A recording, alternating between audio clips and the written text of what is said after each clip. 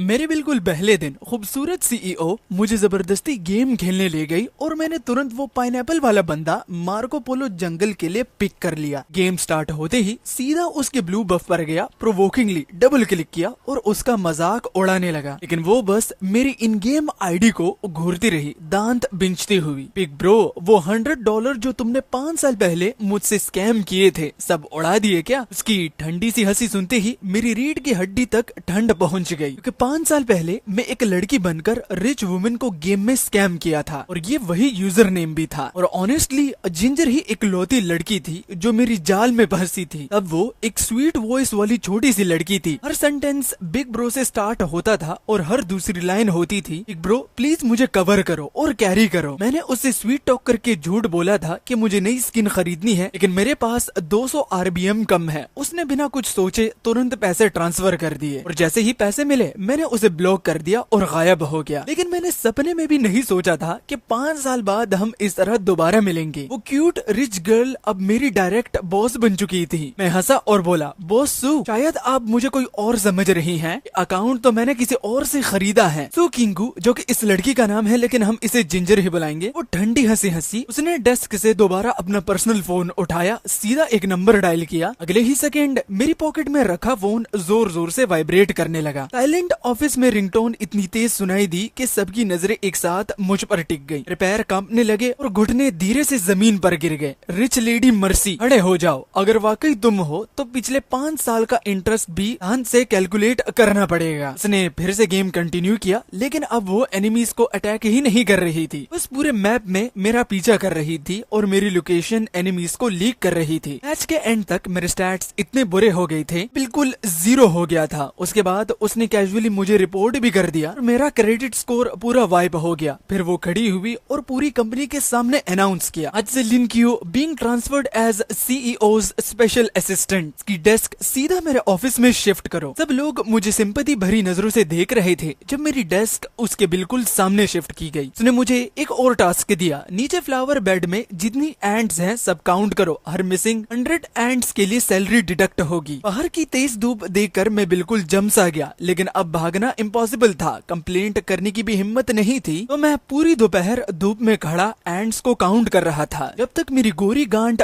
काली ना पड़ गई हो। उस रात रेंटेड रूम में लौटकर जितना सोचा उतना ज्यादा बुरा लगा। छोड़ो यार, ये बकवास जॉब ही क्विट कर देता हूँ। अगली सुबह मैं सीधा HR के पास रेजिग्नेशन देने पहुंच गया। फीमेल एम्प्लॉय ने मुझे प्योर पिटी से देखा और एक कॉन्ट्रैक्ट मेरे हाथ में दे दिया। लिनक्यू, मैं सजेस्ट करूंगी कॉन्ट्रैक्ट दोबारा ध्यान से देखो। RTB लिनक्यू, अगर तुम कॉन्ट्रैक्ट पीरियड के अंदर वॉलंटियरली रिजाइन करते हो, पार्टी ए को 2 million RMB breach of contract fine देना पड़ेगा। 2 मिलियन? क्या ये औरत शैतान है? सिर्फ 200 RBM के लिए इतना सब? बस चुपचाप वापस CEO ऑफिस गया और उसकी टॉर्चर सहने लगा। लिनक्यू, मेरे लिए कॉफी बनाओ। कॉफी ले आया। उसने एक सिप ली और सीधा मेरे पैरों के पास गिरा दी। ज्यादा गर्म, ज्यादा ठंडी, ज्यादा शुगर ही नहीं डाली। बस इसी तरह उसने मुझे 10 से भी ज्यादा बार इधर उधर दौड़ाया। मुझे लगने लगा कि मेरे पैर अब मेरे ही नहीं रहे और जब मुझे लगा कि टॉर्चर फाइनली खत्म हो गया, उसने एक और नया ऑर्डर दे दिया। कंपनी अब एक नई कॉर्पोरेट कल्चर इम्प्लांट करने वाली है। स्पेशल असिस्टेंट होने के नाते तुम्हें एग्जाम्पल सेट करना होगा, इसलिए कल से हर दिन गेम कैरेक्टर का कॉस्प्ले पहनकर ऑफिस आना होगा। क्या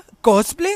उसी पाइनएप्पल डूड से स्टार्ट करते हैं जो तुम्हें इतना पसंद है। और अगले ही दिन मेरा जैसा 6 फीट लंबा और 180 पाउंड का आदमी एक सुपर टाइट कॉस्प्ले आउटफिट पहनकर पाइनएप्पल डूड की विग लगाकर पूरी कंपनी में घूम रहा था। मैं जहाँ भी जाता हर तरफ से हंसी की आवाजें सुनाई देती। उस दिन मेरी डिग्निटी लिटरली जमीन पर गिरकर कुचली गई थी। डिपार्टमेंट ब्रीफिंग के दौरान सू किंग शाह ने और भी हद पार कर दी। उसने प्रोजेक्टर पर फाइनेंशियल रिपोर्ट दिखाई और बोला, असिस्टेंट लिन प्लीज इस फाइनेंशियल रिपोर्ट को पाइनएप्पल डूड की वॉइस में सबको जोर से पढ़कर सुनाओ। मुझे खुद को बहुत मुश्किल से रोकना पड़ा कि रिपोर्ट उसके मुंह पर ना दे मारूं। मैं एक बिल्कुल पागल टोन में पढ़ने लगा। तुम लोगों को देखकर मुझे एक बंदा याद आ रहा है, उसने मुझे अभी तक 200 RBM वापस नहीं किए। मीटिंग खत्म होने के बाद मैं ब्रेक रूम में कोलीग्स के साथ गॉसिप कर रहा था। मैं कह ही रहा था कि सू किंग शाह एक बुड्ढी डायन है, लेकिन किसने सोचा था कि वो मुझे रंगे हाथ पकड़ लेगी। सरप्राइजिंगली वो बिल्कुल गुस्सा नहीं हुई, उल्टा वो मुझे अम्यूजमेंट के साथ देखने लगी। तुमने मुझे ओल्ड विच बोला ना, मेरा जादू कहाँ है और छड़ी कहाँ है? तुम्हारे पास आधा घंटा है, जाओ और मेरे लिए एक ऐसी ब्रूम खरीद कर लाओ जो बिल्कुल विच वाली लगी। हाँ, वापस आते वक्त उस पर राइड करके आना। फिर पेडेस्ट्रियन और ट्रैफिक कॉप्स की नजरों के बीच मैं सच में ब्रूम पर राइड करता हुआ कंपनी वापस आया। तू अपने ऑफिस की फ्लोर टू सीलिंग विंडो के सामने खड़ी और सर्वेलेंस कैमरा में मेरी बेइज्जती देख रही थी। फाइनली उसके होंठों पर एक असली स्माइल आई, चाहे वो मॉकिंग स्माइल ही क्यों ना हो। उस शाम उसने मुझे अकेला ओवरटाइम करने पर मजबूर कर दिया। ऊपर से उसने मेरा फेवरेट क्रॉफिश बारबेक्यू फ्राइड चिकन से भरी पूरी टेबल ऑर्डर की और मेरे सामने बैठकर आराम से खाने लगी। मुझे एक बाइट तक नहीं दिया। अब समझ आ रहा है कैसा फील होता है। बिल्कुल ऐसे ही मुझे फील होता था। मैं भूखे पेट तुम्हारा ऑनलाइन आने का वेट करती थी ताकि तुम मुझे गेम में कैरी करो। मुझे लगने लगा कि मुझे इसी नरक में जीना पड़ेगा। अभी एक अनवांटेड गेस्ट के आने से वो शांत एटमॉस्फेयर टूट गया। वो 999 रोजेस का बड़ा सा बुकी लेकर सीधा सीईओ ऑफिस में घुस आया। सुकिंग, मैं वापस आ गया हूँ। सुकिंग तुरंत ठंडी आवाज में बोली, सोंग जियान, तुम्हें अंदर आने किसने दिया? लेकिन सोंग जियान ने उसके कोल्ड एक्सप्रेशन को कम्प्लीटली इग्नोर कर दिया। जानबूझकर और पास आया और एक ऐसा पोज मारा जो उसे हैंडसम लग रहा था। लड़की, हार्ड टू गेट खेलना बंद करो, तुम आग से खेल रही हो। मेरे मुंह से तुरंत निकल गया, ये कौन सा जमाना चल रहा है भाई? आज भी कोई इतना क्रिंज और 1965 वाले डायलॉग यूज करता है क्या, वो भी एक लड़की को पटाने के लिए? तो किंग क्लियरली इरिटेशन से फटने वाली थी। उसने आंखें घुमाई और अचानक मेरे पास खड़े पाइनएप्पल डूड कॉस्प्ले वाले बंदे को यानी मुझे पकड़कर अपनी तरफ खींच लिया। मैं इंट्रोड्यूस करवाती हूँ, ये मेरा बॉयफ्रेंड है। क्या? रोको, क्या बोला तुमने? उस बंदे की नजर मुझ पर ऐसी पड़ी कि आंखों से ही 2 छेद कर देगा। उसने पॉकेट से चेक बुक निकाली, घुमाया और एक बड़ा अमाउंट लिख दिया। मैं तुम्हें 5 मिलियन देता हूँ, इसे छोड़ दो। 5 मिलियन? मैंने जिंदगी में इतना पैसा कभी नहीं देखा था। मेरा हाथ ऑटोमेटिकली चेक लेने के लिए आगे बढ़ा, लेकिन अगले ही सेकंड मेरे पैर के ऊपर इतना तेज दर्द हुआ कि मेरी सांस अटक गई, क्योंकि सू किंग की 10 सेंटीमीटर वाली टाइलो हील्स सीधा मेरे पैर पर जोर से पड़ चुकी थी। दर्द से मैं हवा के लिए हाफने लगा। वो मेरे कान के पास झुककर धीरे से लेकिन खतरनाक आवाज में बोली, बस ट्राई करके देख चेक लेने की, जिंदा नहीं बचोगे। दर्द से मेरी आंखें फैल गई। सर्वाइवल इंस्टिंक्ट तुरंत एक्टिवेट हो गए। मैंने आंसू रोक कर सामने रखा चेक रिजेक्ट कर दिया। मेरा सूचिन के लिए प्यार प्राइसलेस है। फाइन, बस वेट करो, मैं इंश्योर करूंगा कि इस शहर में तुम्हारे खड़े होने की भी जगह ना बचे। सू किंग तुरंत ठंडी आवाज में बोली, तुम कौन होते हो? मेरा कुत्ता सिर्फ मेरा ही बुली करने के लिए है। वो अजीब लोगों के ओवर पावरिंग ऑरा के बीच में बसकर मुझे लिटरली सफोकेशन फील हो रहा था। इसी रात अंधेरे का फायदा उठाते हुए मैं चुपके से अपना पुराना बैग पैक करता हूँ और ओवरनाइट होम टाउन की ट्रेन टिकट लेता हूँ। भागना पड़ेगा, पक्का भागना पड़ेगा। ऑन देता है 2 million RBM breach fine. Daddy resign कर रहा है। वर्स्ट केस में गांव वापस जाकर खेती ही कर लूंगा। मुझे नहीं लगता सू किंग सच में इतनी दूर माउंटेन विलेज तक मेरा पीछा करेगी। जैसे ही ट्रेन चलना स्टार्ट हुई, मैंने विंडो के बाहर शहर की लाइट्स को धीरे दूर जाते हुए देखा। एक लंबी और गहरी सांस ली। गुड बाय ओल्ड विच। दिन फाइनली आजाद हो गया। गांव लौटते ही मुझे लगा मेरी जान वापस आ गई। मैंने वो सफोकेटिंग कॉस्प्ले आउटफिट उतार दिया और शॉर्ट्स और फ्लिप फ्लॉप्स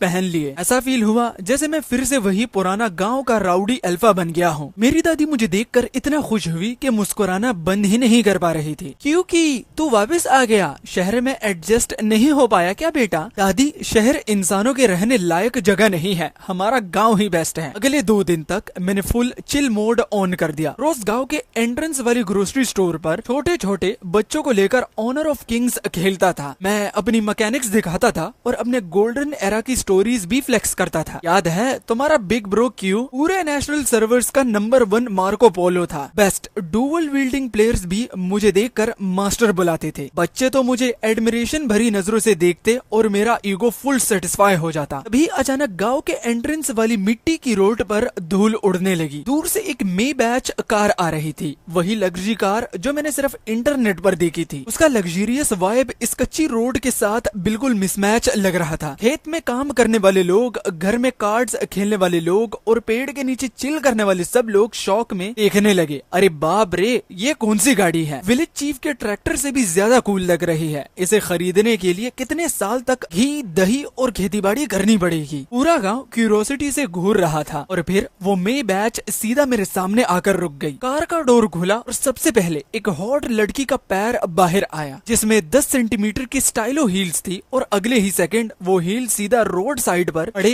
ताजे गाय के गोबर में घुस गई। ये तो मैं शौक में रह गया। सू किंग सच में मेरा पीछा करते करते यहाँ तक आ गई। वो अपने पैर के नीचे की गंदगी को इग्नोर करते हुए सीधा भीड़ के बीच से गुजरी और प्योर मर्डरस ऑरा के साथ मेरे सामने आ खड़ी हुई।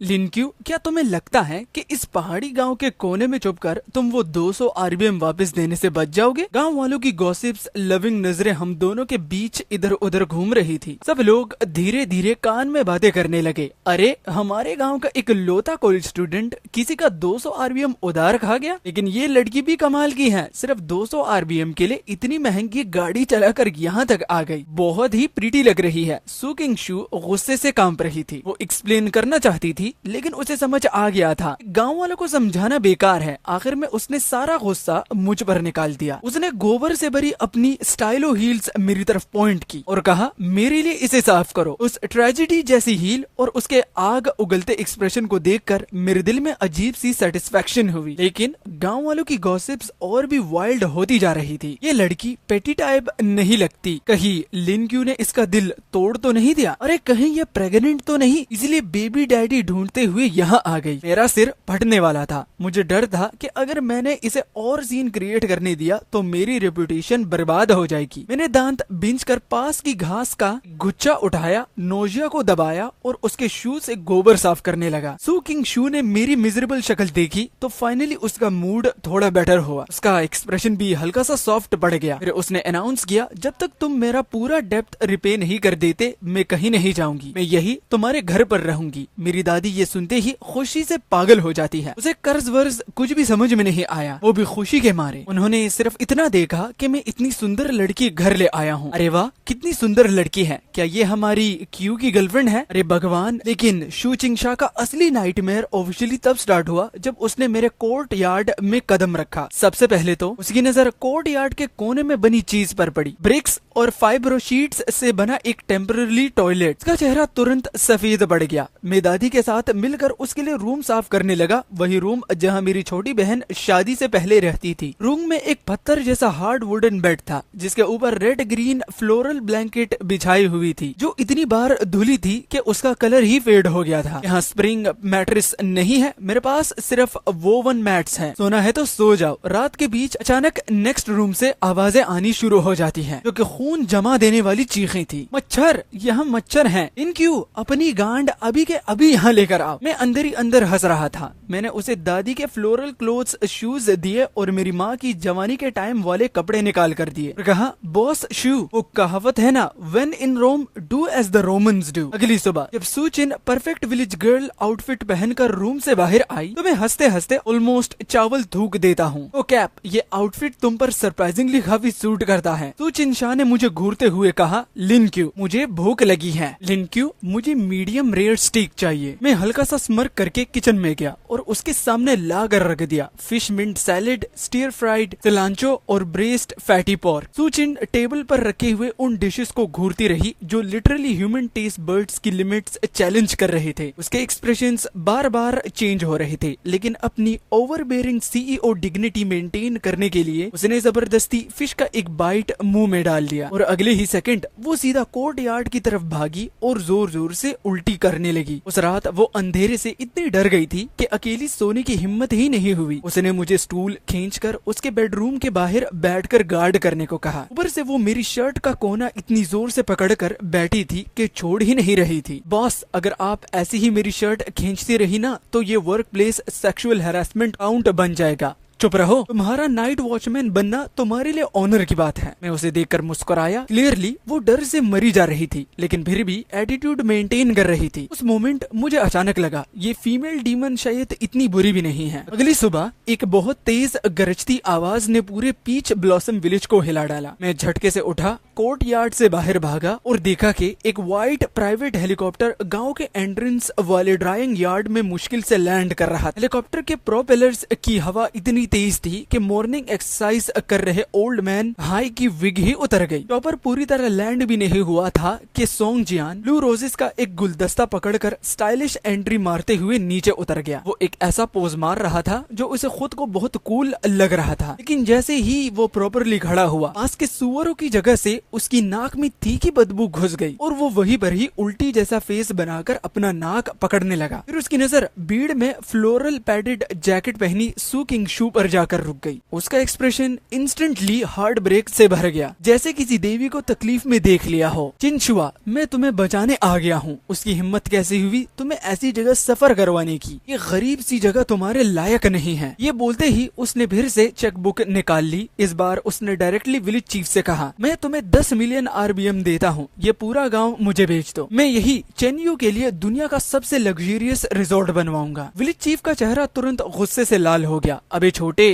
क्या बकवास कर रहा है? हमारा एंसेस्ट्रल ग्रेवयार्ड तक खोद देगा क्या? सिचुएशन ऑलमोस्ट फिजिकल फाइट तक पहुंचने वाली थी। तभी अचानक सू किंग शू आगे बढ़ी और कुछ ऐसा किया कि सब लोग शॉक हो गए। वो सीधा मेरे पास आई, मेरा हाथ पकड़कर अपना आर्म मेरे साथ लिंक कर लिया और मेरे कंधे से लग गई और सोंग जियान को देखकर एक स्वीट स्माइल दी। सॉरी टू डिसअपॉइंट यू, लेकिन मुझे यहाँ की पैरामिटिव नेचर पसंद है और मुझे ये पैरामिटिव आदमी भी पसंद है। सोंग जियान ने ऑब्वियसली यकीन नहीं किया। उसे लगा मैं जबरदस्ती सू चिनशू को फोर्स कर रहा हूँ। उसने तुरंत मुझे चैलेंज कर दिया। फाइन, अगर तुम प्रूव करना चाहते हो कि तुम मुझसे बेटर हो तो मैच करते हैं। राइस प्लांटिंग कंपटीशन, वैसे भी यही तो तुम विलेज लोगों का बेस्ट स्किल होता है। मैंने उसका flawless custom tailored luxury suit और शाइनी लेदर शूज देखे, फिर एक शैतानी स्माइल दी। ठीक है, हेवन ने तुम्हें बचाने का रास्ता दिया था, लेकिन तुमने इग्नोर कर दिया। जहन्नुम का गेट नहीं होता, लेकिन तुम खुद अंदर घुस आए। आज मैं तुम्हें दिखाता हूँ असली पैरामिटिव मैन किसे कहते हैं। राइस प्लांटिंग मैच की न्यूज पूरे पीच ब्लॉसम में ऐसे फैल गई जैसे उसके पंख लग गए हों। गांव के छोटे बड़े आदमी और औरतें सब अपने स्टूल्स और मेलन सीड्स लेकर विलेज के ईस्ट वाले एडी फील्ड की तरफ भाग पड़े। सब मैच ऑफ द सेंचुरी देखने के लिए रेडी थे। सोंग जियान फुल कॉन्फिडेंस और स्टाइल में मडी फील्ड में उतरने लगा, लेकिन जैसे ही उसने अपना पैर अंदर रखा, उसका पूरा शरीर मूली की तरह सीधा कीचड़ में धंस गया। वो बाहर ही नहीं निकल पा रहा था। पूरा क्राउड जोर जोर से हंसने लगा। नंगे पैर फील्ड में उतर गया। मेरी मूवमेंट्स इतनी स्मूथ थी जैसे पानी बह रहा हो और कुछ ही सेकंड्स में मैंने परफेक्टली स्ट्रेट राइस सीडलिंग्स की लाइन लगा दी। उधर सोंग जियान आधा दिन कीचड़ में स्ट्रगल करता रहा और जब फाइनली बाहर निकला तो पूरा का पूरा मड मॉन्स्टर बन चुका था। जैसे ही वो दूसरा स्टेप लेने लगा, अचानक उसकी खून जमा देने वाली चीख निकल गई। ये क्या चीज है, मुझे काट रही है। डर के मारे उसने अपनी लेग उठाई और देखा कि एक काली मोटी लीच उसके टांग से चिपक कर खून चूस रही थी। सोंग जियान इतना डर गया कि उसकी पूरी इमेज बर्बाद हो गई। वो लिटरली जान बचाने वाली स्क्रीम मार रहा था। सूचन फील्ड की रिजिट पर खड़ी थी और ये सीन देखकर इतनी जोर से हंसी कि सीधी खड़ी भी नहीं पा रही थी। लेकिन सोंग जियान फिर भी हार मानने को रेडी नहीं था। कीचड़ से निकलकर उसने सेकंड राउंड प्रपोज किया। मैं ये डिफीट एक्सेप्ट नहीं करता। Second round he's catching. उसने विलेज एंट्रेंस पर घूम रहे व्हाइट घीस की तरफ पॉइंट किया। ऑलमोस्ट अपना ड्रिंक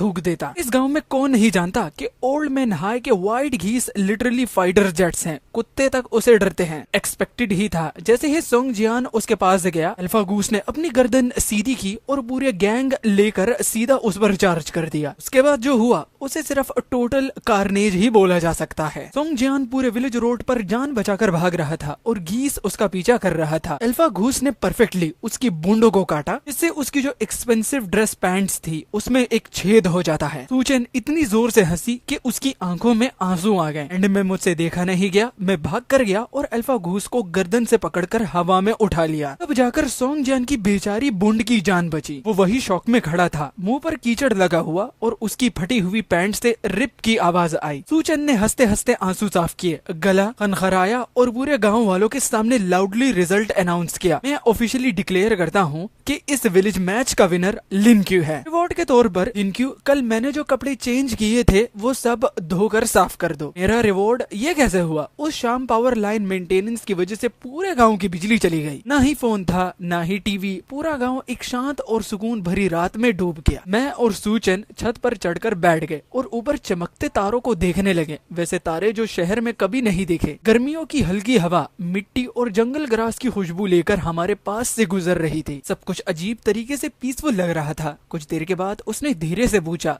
तब तुमने मुझसे झूठ क्यों बोला? पैसे स्कैम करते ही मुझे ब्लॉक क्यों कर दिया? मैं चुप हो गया। ये सवाल पिछले 5 साल से मेरे दिल में कांटे की तरह चुभा हुआ था। उस वक्त मेरी माँ बहुत बीमार थी, ऑपरेशन के लिए अर्जेंटली पैसे चाहिए थे। मेरे पास और कोई ऑप्शन नहीं था, इसलिए मैंने ऑनलाइन स्कैम करने का सोचा। लेकिन पैसा मिलने के बाद मुझे इतना गिल्ट फील हुआ कि तुम्हारा सामना करवाना, इसकी कभी मुझ में हिम्मत ही नहीं उठी, इसलिए मैंने सीधा तुम्हें ब्लॉक कर दिया। सूचन कुछ नहीं बोली, वो बस चुपचाप मेरी बात सुनती रही। एक्चुअली वो 200 RBM अगले ही दिन मैंने इन गेम गिफ्टिंग फीचर यूज करके वाउचर्स के थ्रू तुम्हें पैसे वापस कर दिए थे, बस शायद तुम्हें कभी पता नहीं चला। सूचन एकदम से स्टन्ड रह गई। उसने तुरंत फोन निकाला और अपनी gold tier hacking skills use करके 5 साल पुरानी ट्रांजैक्शन हिस्ट्री निकाल ली। वो काफी देर तक रिकॉर्ड्स स्क्रॉल कर रही थी और फाइनली उसे 5 साल पुराना एक 2000 वाउचर गिफ्ट का रिकॉर्ड मिल गया। गलतफहमी क्लियर हो गई थी, लेकिन एटमॉस्फेयर और भी ज्यादा ऑकवर्ड और डेलिकेट बन गया था। उसने धीरे से सर झुकाया और बहुत हल्की आवाज में बोली, फिर भी तुम स्कैमर हो, तुमने मेरा ट्रस्ट स्कैम किया था। तुम्हें पता भी है उस वक्त मेरे पेरेंट्स का डिवोर्स हुआ था, घर पूरी तरह से टूट चुका था, किसी को मेरी परवाह नहीं थी, मेरी दुनिया में बस उस वक्त सिर्फ तुम थे। मैं तुम्हें सच में बहुत इम्पोर्टेंट फ्रेंड समझती थी। उसकी बात सुनकर मेरे दिल पर ऐसा लग रहा था जैसे किसी ने जोर का वार कर दिया हो। तो असल कहानी ये थी, सिर्फ 200 RBM के पीछे इतना बड़ा दर्द छुपा हुआ था। मूनलाइट में उसका साइड प्रोफाइल देखते हुए मुझे लगा उसकी यूजुअल कोल्ड और बॉसी इमेज कम लग रही थी और वो पहली बार फ्रेजाइल और सॉफ्ट नजर आ रही थी। मुझे अचानक फील हुआ ये फीमेल डीमन शायद इतनी स्कैरी नहीं है। उधर सोंग जियान एक दिन टाउन क्लिनिक में रहने के बाद फिर से फुल एटीट्यूड में लौट आया, लेकिन इस बार फ्लैशी स्टंट्स नहीं किए। सीधा ब्लैक सूट्स और सनग्लासेस पहने बॉडीगार्ड्स की पूरी आर्मी लेकर विलेज एंट्रेंस की इकलौती रोड ब्लॉक कर दी। इन्वेस्टर्स के साथ डील फाइनल हो चुकी है। हम तुम्हारे गांव की जमीन खरीद कर यहाँ केमिकल प्लांट बनाएंगे। अब तुम्हारा ये सुंदर पीच ब्लॉसम विलेज एक बदबू मारने वाला गटर बन जाएगा। पूरा गांव गुस्से से फट पड़ा। सब लोग फार्मिंग टूल्स लेकर उन्हें घेरने लगे। सूचन का फेस भी डार्क हो गया। वो एक स्टेप आगे बढ़ी और विलेजर्स के सामने खड़ी होगी, जैसे सबको प्रोटेक्ट कर रही हो। सोंगजियान, जो तुम कर रही हो वो इलीगल है। सोंगजियान बस ठंडी हंसी हंसा और उसकी बात इग्नोर कर दी। उसने बॉडीगार्ड को सिग्नल दिया और 2 आदमी तुरंत आगे बढ़कर सूचन के दोनों हाथ पकड़कर उसे कार में जबरदस्ती बिठाने लगे। चिन, मैंने गहरी सांस ली, 2 उंगलियां मुंह में डाली और एक तेज सीटी बजाई। अगले ही सेकंड गांव के हर कोने से 100 ऑफ डॉग्स भागते हुए आए। पूरा सीन एक काली वेव जैसा लग रहा था जो सोंग जियान के कॉन्वे को घेर चुकी थी। एकदम से गोबर के स्कूप, तड़े हुए सब्जी के पत्ते और हर तरफ का कचरा उड़ने लगा। कुत्तों का भौंकना और लोगों की चीखों का मिक्सचर पूरा बैटलफील्ड बन चुका था। सिटी में एटीट्यूड दिखाने वाले बॉडीगार्ड्स ने कभी ऐसा सीन नहीं देखा था। विलेजर्स ने उनकी धुलाई कर दी और वो बुरी तरह भाग निकले। केओस का फायदा उठाते हुए मैं कार की तरफ दौड़ा। मैंने हाथ में पकड़ी शवल को पूरी ताकत से कार विंडो पर मारा। एक क्रैश आवाज के साथ विंडो के ग्लासेस के टुकड़े उठ गए। ब्रोकन ग्लास ने मेरा हाथ कट कर दिया और खून जोर से बहने लगा, लेकिन मेरा परवाह करने का टाइम बिल्कुल भी नहीं था। मैंने अंदर हाथ डालकर कार अनलॉक की और एक ही झटके से सूचन को बाहर खींच लिया। क्या तुम ठीक हो? सूचन ने मेरे खून से भरे हुए हाथ को देखा और पहली बार उसके यूजुअली शांत चेहरे पर सच्ची पैनिक क्लियरली दिखाई दे रही थी। तुम्हारा हाथ? उधर पूरे गांव की गालियों और डॉग्स के स्पेशल फेयरवेल के बीच सोंग जियान पूरी तरह डर चुका था। वो जल्दी से कार में घुसा और बेइज्जती के साथ वहां से भाग गया। मैं पीछे मुड़कर सूचन को देखने लगा जिसे मैंने अभी प्रोटेक्ट करा था। वो भी मुझे देख रही थी और उसकी आंखों में एक ऐसी फीलिंग थी जो मैं समझ ही नहीं पा रहा था। घर लौटने के बाद दादी ने मेरी इंजर्ड हैंड देखी और इतनी इमोशनल हो गई कि उनकी आंखों से आंसू निकल आए। सूचन रूम से मेडिकल किट ले आई और बड़ी केयरफुली मेरा वुंड क्लीन करने लगी। उसकी पट्टियां बांधने का तरीका बहुत क्लमजी था, लेकिन टच बहुत जेंटल था। एंटीसेप्टिक लगते ही वुंड जल रहा था, लेकिन मैंने एक आवाज तक नहीं निकाली। दादी पास खड़ी पूरा सीन देख रही थी और उनके चेहरे पर एक सेटिस्फाइड स्माइल थी। हमारा क्यू सच में बड़ा हो गया है। अब अपनी बीवी को प्रोटेक्ट करना भी सीख गया। ये ग्रैंड डॉटर इन लॉ मुझे पूरी तरह पसंद है। इसकी बूंद देखकर ऐसा लगता है कि बहुत फर्टाइल होगी। मतलब समझे भाई इस बात की कि दादी माँ ने यहाँ पर क्या बोला कि इसकी पीछे की जो टैंकी है वो इतनी बड़ी है कि बच्चे देने के लिए एकदम बराबर। ये सुनते ही सूचन का फेस सीधा कानों तक लाल हो गया। मैंने पहली बार उसे इतना ब्लश करते हुए देखा था। उस दिन के बाद हम दोनों के बीच का एटमोस्फियर पूरी तरह चेंज हो गया। न उसने दोबारा वो 200 RBM डेप्थ की बात की, न ब्रीच ऑफ कॉन्ट्रैक्ट फाइन का जिक्र किया। उसने अपनी स्टेलियो हील्स और कोऑपरेटिव एग्रेसिव सूट्स भी छोड़ दिए। वो क्लोथ्स, शूज और सिंपल कैजुअल क्लोथ्स पहनकर मेरे साथ नदी में फिशिंग और जंगल में मशरूम कलेक्ट करती है। वो सरप्राइजिंगली काफी फास्ट लर्नर निकली। हाँ, स्टार्टिंग में काफी क्लमजी थी, लेकिन धीरे धीरे उसे सब काम काफी अच्छे से आने लगे। एक दिन हम दोनों रिवर बैंक पर फिश कैच कर रहे थे, तभी उसने अचानक कहा, लिन क्यू, मैं वापस नहीं जा रही, मैं यही रहूंगी तुम्हारी औरत बनकर। किया? उसका इतना डेड एक्सप्रेशन देखकर मैं तुरंत 2 कदम पीछे हट गया। नहीं नहीं नहीं बॉस, ऐसे जोक मत करो। लिटरली आपको अफोर्ड नहीं कर सकता, आपके खर्चे बहुत ज्यादा हैं, क्योंकि आपकी एक मील जो है वो मेरी आधे महीने की सैलरी है। अगर सूचन ने कुछ नहीं बोला, वो बस धीरे धीरे मेरे पास आई और मुझे एक बड़े से ट्री के अगेंस्ट कॉर्नर कर दिया। उसने हल्का सा चिन ऊपर उठाया और फिर से वही अपना ओवरबेयरिंग और एग्रेसिव सीईओ ऑरा रिलीज कर दिया। ठीक है, अगर तुम मुझे अफोर्ड नहीं कर सकते तो मैं तुम्हें अफोर्ड करूंगी। मेरे साथ कंपनी में वापस चलो और मेरे एक्सक्लूसिव असिस्टेंट बन जाओ। मैं मुंह खोलकर उसे मना करने ही वाला था, लेकिन उसने पॉकेट से वो कॉन्ट्रैक्ट निकाला जिसे मैंने सोचा था कि वो हमेशा लॉक करके रखेगी। वही 2 million RBM breach of contract वाला कॉन्ट्रैक्ट, और मेरे सामने उसने उस कॉन्ट्रैक्ट को टुकड़े टुकड़े कर दिया। डेप्ट खत्म और अब तुम मेरे हो। मेरा दिल इतनी जोर से धड़कने लगा जैसे अब चेस्ट बाहर निकल आएगी। मैं बिल्कुल स्टोन फेस बनकर उसे देखता रहा। मेरी कंफ्यूज्ड एक्सप्रेशन देखकर उसके होठों के कोने पर एक मिलिशियस स्मर्क आ गया। वो मेरे कान के बिल्कुल पास झुककर धीरे से बोली, इतनी धीमी आवाज में ये सिर्फ मैं ही सुन सकता था। अगर अभी भी एग्री नहीं किया तो मैं पूरे गांव को बता दूंगी कि 5 साल पहले ऑनलाइन फेक लड़की बनकर तुमने मुझे स्कैम किया था। मैं तुरंत हार मान गया। ठीक है, तुम जीत गई। और आखिर में वो मुझे अपने साथ वापस सिटी ले गई। हम दोबारा कंपनी लौट आए, लेकिन अब सब कुछ बदल चुका था। कोलीग्स की नजरें जो पहले मेरे लिए सिंपैथी से भरी होती थी, अब शौक में बदल गई और फिर प्योर रिस्पेक्ट। वही लो रैंकिंग स्पेशल असिस्टेंट जो पहले कॉस्प्ले आउटफिट पहनकर ऑफिस में घूमता था,